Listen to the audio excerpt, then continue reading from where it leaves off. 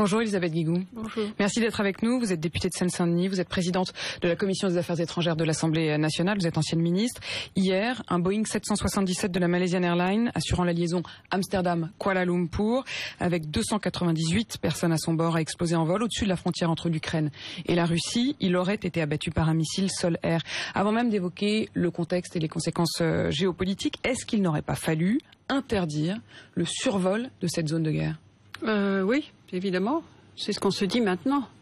Mais il y a manifestement eu une appréciation pas suffisamment précise des risques. Est-ce qu'on a péché par négligence? Non, je ne dirais pas ça, parce que tout le monde était très concerné, mais certainement une appréciation trop approximative de s'il est prouvé que c'est un missile, parce que c'est ce qu'il y a de plus probable, d'après ce que nous disent les experts. C'est ce qu'il y a de plus probable. L'avion a explosé en vol. On ne peut pas tout à fait exclure qu'il y a eu une bombe à l'intérieur de l'avion. C'est sûr, c'est une explosion. Pour vous, une bombe à l'intérieur de l'avion, c'est un des scénarios possibles à mettre sur la table. C'est quelque chose qui est évoqué par les experts. Je pense qu'il faut examiner toutes les hypothèses. Je pense qu'il ne faut pas aller vers des conclusions trop hâtives. Le plus probable semble être quand même un missile sol-air, mais n'allons pas aux conclusions tout de suite. Ce qui est, justement, compte tenu de cette incertitude, et parce qu'il y a cette guerre des communiqués, bien entendu, entre les belligérants, puisque c'est une guerre, je crois que ce qui est important, le plus important maintenant, c'est que des experts internationaux indépendants puissent aller sur place. La zone, heureusement, a été enfin sécurisée hier soir pour que n'importe qui puisse pas y aller. Des experts internationaux de tous les pays qui sont concernés. Les Nations Unies ont convoqué une réunion d'urgence. Le Conseil de sécurité se réunit cet après-midi. Est-ce que c'est une des choses, une des hypothèses que vous aimeriez qu'ils mettent sur la table, se dire, voilà, envoyons immédiatement Oui, mais je pense que c'est demandé, ça va se faire. Ça va se faire. Je pense que tous les protagonistes ont intérêt à ce que ce soit des experts indépendants de tous les pays concernés, c'est-à-dire ceux qui ont des ressortissants. Nous ne savons pas encore, malheureusement. Alors, justement, Elisabeth Guigou, à cette heure-ci, est-ce que vous savez s'il y avait ou non des passagers français à bord de l'avion? Je ne sais pas, il y a encore une incertitude parce que nous n'avons pas la liste complète des passagers. Est-ce que c'est normal, ça? Non, en principe, la compagnie aérienne doit pouvoir fournir immédiatement. Il peut rester un flou? La liste complète des passagers, ce qui n'est pas le cas. Donc nous sommes encore dans l'incertitude sur la présence de ressortissants français. Je ne l'explique pas. Il y a un doute sur la nationalité d'une quarantaine de passagers. Je le constate, c'est que nous n'avons pas la liste complète et ça c'est à la compagnie aérienne de la fournir. Je voudrais qu'on écoute le vice-président américain Joe Biden. J'ai travaillé avec notre équipe de sûreté nationale et j'ai eu le président ukrainien, M. Poroshenko, au téléphone à propos des tragiques circonstances dans lesquelles un avion malaisien aurait été apparemment, je dis bien apparemment parce que je n'ai pas les détails, il aurait été abattu près de la frontière russe. Abattu. Ceci n'est pas un accident. Qui aurait pu tirer un missile pareil? Qui a les moyens d'abattre un Boeing à 10 000 mètres d'altitude? C'est toute la question. Est-ce que les séparatistes qui sont accusés par le gouvernement de Kiev avaient ces possibilités? Avaient-ils les armements? C'est quand même très sophistiqué. Il faut des fusées très sophistiquées ou pas. Le gouvernement ukrainien a produit un enregistrement, une conversation qui semble accréditer cette hypothèse que ce seraient les séparatistes pro-russes. Ceci dit, est-ce que c'était volontaire? Est-ce que c'est un accident? Est-ce que c'est une méprise? Toutes ces questions restent ouvertes maintenant. Ce que je crois, c'est que d'abord, il faut qu'il y ait des experts indépendants le plus vite possible pour examiner les boîtes noires et déterminer les circonstances et les responsabilités. Deuxièmement, il faut que c'était déjà un conflit épouvantable. Est-ce qu'il y a un risque d'escalade? Il faut vraiment qu'il y ait, il y a un risque d'escalade sérieux. Donc c'est pour ça que la réunion de l'ONU est cruciale tout à l'heure. Il faut vraiment qu'il y ait un cessez-le-feu. La France ne cesse de le réclamer. La France, l'Allemagne, les pays, vous vous souvenez. Mais on est impuissant? Non, je crois que dans des situations comme ça, nous agissons en disant nous voulons un cessez-le-feu.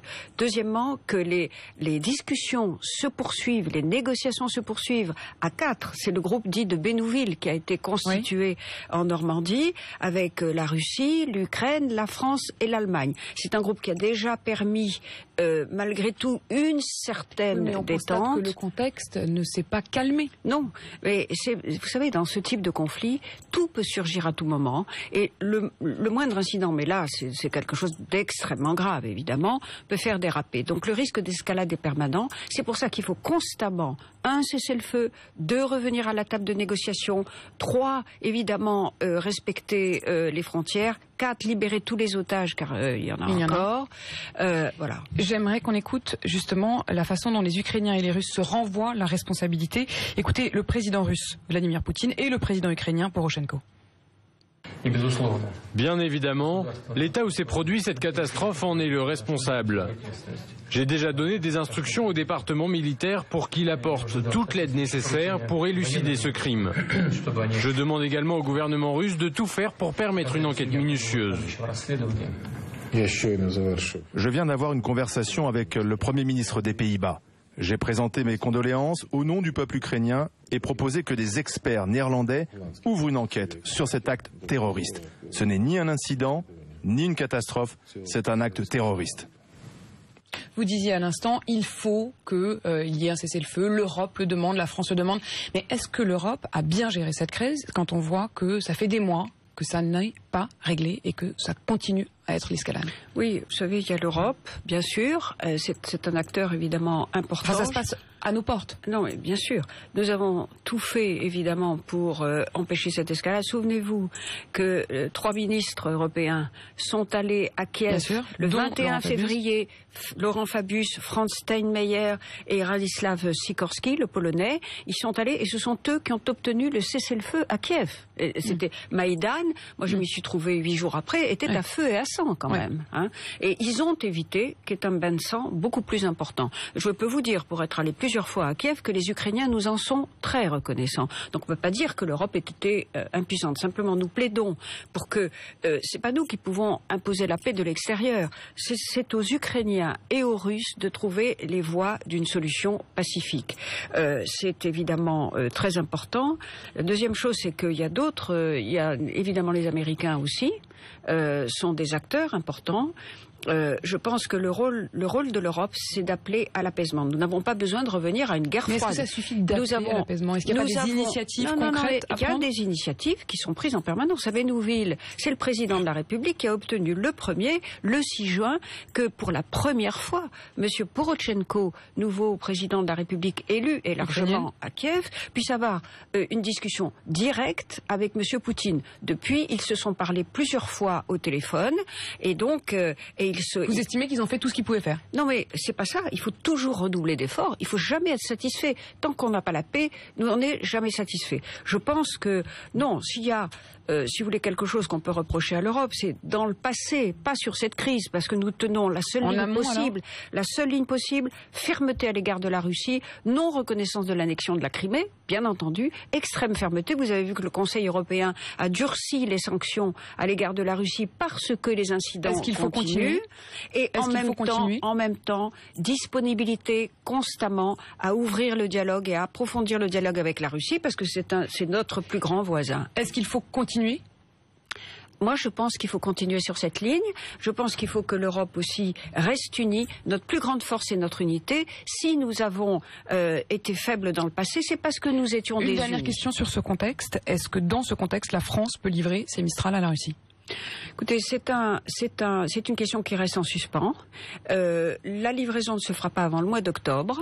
S'il y a des sanctions économiques, ce qui impliquerait de passer de la phase 2 des sanctions où nous sommes actuellement et à l'intérieur du cadre de la phase 2, nous avons durci. Si nous passons aux sanctions économiques, à ce moment-là, nous examinerons tous les contrats de toute nature qui sont passés entre ceux du Mistral. Tous les contrats de toute nature qui sont passés par les pays européens. Et il n'y a pas de raison de cibler simplement la livraison d'un navire, encore une fois, quel qu'il soit, par rapport, contribuer à la guerre, aussi bien les contrats en matière d'énergie que les contrats financiers. Voilà. Elisabeth Guigou, pendant ce temps-là, offensive terrestre lancée par Israël à Gaza, est-ce que vous estimez que c'est un usage proportionné ou disproportionné de la force ?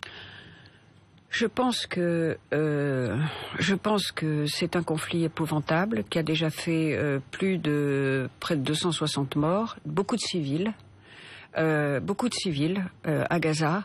C'est très difficile de dissocier les membres du Hamas des victimes civiles. Il y a eu des choses épouvantables des deux côtés. 3 jeunes Israéliens enlevés est mort. En représailles, un jeune Palestinien brûlé vif. D'ailleurs, les auteurs présumés sont jugés.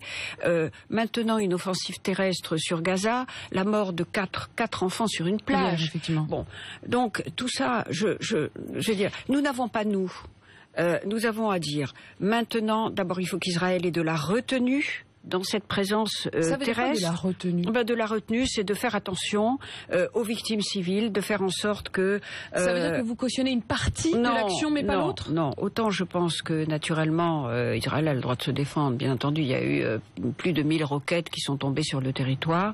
Je pense que maintenant, il faut qu'il y ait un cessez-le-feu. Nous le demandons. Il y a eu une trêve hier de quelques heures. C'est pas tout à fait comme un cessez-le-feu. Vous demandez quoi, de la retenue ou vous demandez un cessez-le-feu? Un cessez-le-feu. Ok, nous demandons un cessez-le-feu.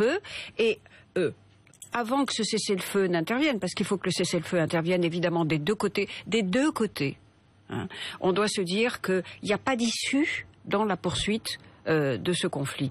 Nous connaissons tous les termes d'un règlement de paix possible. Ça fait 20 ans que ça a été accepté par la communauté internationale à Oslo, c'est-à-dire 2 États, Jérusalem capitale de chacun de ces 2 États. Mais si on sait ce qu'il faut faire, pourquoi ça marche pas? Et le problème... Est-ce que l'Europe, là encore, ne parle pas suffisamment fort? Est-ce que la France ne parle pas suffisamment fort? Écoutez, l'Europe, les États-Unis ne cessent, et la Russie aussi d'ailleurs, de dire nous sommes d'accord. Le problème, c'est qu'il faut maintenant appliquer les termes de cet accord, et que ça dépend d'abord et avant tout et d'Israël et des territoires et de la Palestine, et que évidemment chaque incident grave, hein, chaque mort ravive et provoque de l'escalade. Donc nous disons que nous avons une attitude équilibrée à la fois vis-à-vis d'Israël et de la Palestine. Nous pensons que les responsabilités sont là, elles sont conjointes des deux côtés. Nous ne souhaitons pas accuser un camp ou l'autre. Nous disons il vous appartient de faire, et en même temps c'est vrai que nous constatons que il y a des victimes civiles du côté d'Israël quand on lance des roquettes. Et il y a malheureusement, parce que Gaza est un territoire extrêmement peuplé et enclavé, voilà, il y a près de 260 victimes mortes déjà, sans compter évidemment les blessés. Et la vie quotidienne est un enfer à Gaza. Et Elisabeth Guigou, hier, les chefs d'État se sont rassemblés à Bruxelles pour mettre en place la nouvelle commission de Jean-Claude Juncker. La France n'a toujours pas dit officiellement qui serait le candidat français pour la Commission européenne. Est-ce qu'à cette heure-ci, vous êtes toujours candidate pour un poste de commissaire européen? D'abord, la France n'est pas la seule à pas avoir exprimé son choix. C'est le président de la République qui le fera. Il a dit qu'il le ferait à la fin du mois de juillet. Moi, tant que le président de la République ne s'est pas exprimé publiquement, je continue à manifester mon intérêt et ma disponibilité, bien entendu. Après, la décision appartient au président de la République. Ce que je crois, c'est que ce qu'il faut, c'est qu'on essaie d'avoir la Commission européenne la plus efficace possible, parce qu'on a besoin, très franchement, de faire en sorte que l'Europe sorte de l'ornière dans laquelle elle est tombée depuis une dizaine d'années. Et il faut une commission forte, il faut une commission qui puisse travailler avec les États, qui soit composée avec des gens qui est en effet... Mais pour l'instant, on sent que ça bloque un peu quand même. Ça bloque parce que c'est pas facile. C'est pas facile de mettre d'accord 28 pays, qui, en plus de ça, il faut respecter les équilibres, le Nord, le Sud, les grands, les petits pays, les anciens, les nouveaux membres, les équilibres politiques, les hommes, les femmes, évidemment, parce que c'est une exigence du Parlement européen. Et je pense surtout que ce qu'il faut, c'est se dire qu'il faut nommer les bonnes personnes aux bons endroits, et qu'il y a des postes particulièrement stratégiques. Par exemple, que vous pourriez être la bonne personne pour quel endroit? Non, moi je n'ai pas... Quel portefeuille pourrait être intéressant pour la France? Je pense que les portefeuilles qui sont intéressants sont ceux qui sont au cœur des compétences de la Commission. Que naturellement, le cœur de ces compétences, il est à dominante économique. Qu'il y a plusieurs postes qui sont intéressants. Si nous avons une vice-présidence et si ça fonctionne en pôle de politique, c'est intéressant. Il ne faut pas que ce soit une vice-présidence sur des postes qui n'ont pas beaucoup de consistance non plus.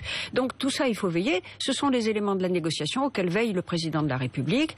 Et je pense qu'il faut à la fois penser naturellement à la capacité de la France d'influencer, parce que nous avons une conception et nous avons une responsabilité particulière, mais en même temps il faut penser aussi à l'intérêt général européen, et c'est toute la difficulté. À cette heure-ci, vous êtes donc toujours dans la course?